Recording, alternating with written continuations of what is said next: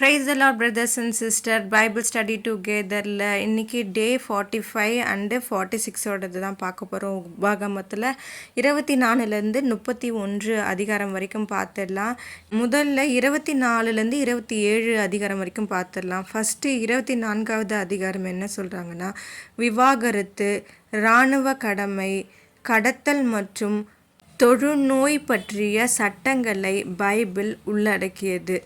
அடுத்ததாக 25வது அதிகாரம் பைபிளின் உபாகமம் 25ஆம் அதிகாரம் சச்சரவுகள், திருமணம் மற்றும் எடைகள் மற்றும் அளவைகள் பற்றி விவரிக்கிறது.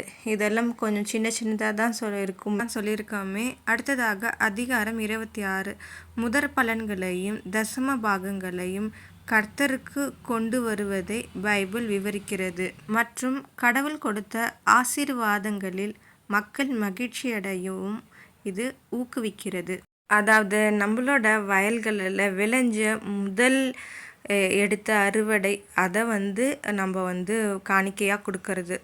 27வது அதிகாரம் என்னென்னா, உடன்படிக்கை புதுப்பித்தல் விழா மற்றும் பலிபீடம் கட்டுதல் மற்றும் ஆசீர்வாதங்களையும் சாபங்களையும் ஓதுதல் ஆகியவற்றிற்கான வழிமுறைகள் பைபிளில் உள்ளன.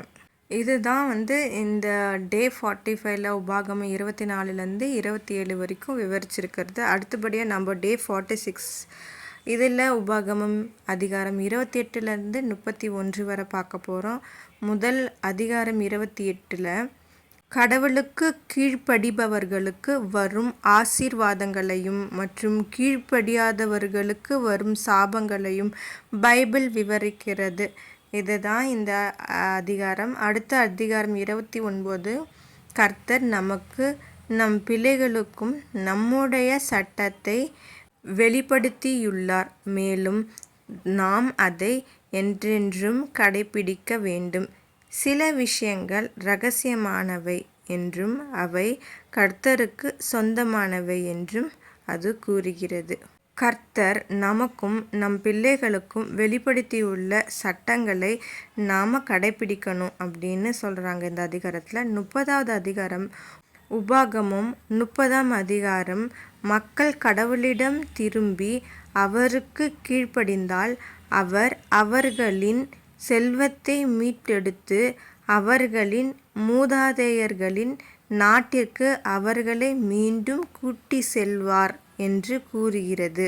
அடுத்த அதிகாரம் 31 இதில் மோசே இஸ்ரவேலர்களிடம் மற்றும் யோர்தானை கடக்க தனக்கு வயதாகிவிட்டது என்றும் அதற்கு பதிலாக யோசுவா அவர்களை வழிநடத்துவார் என்றும் கூறுகிறார்.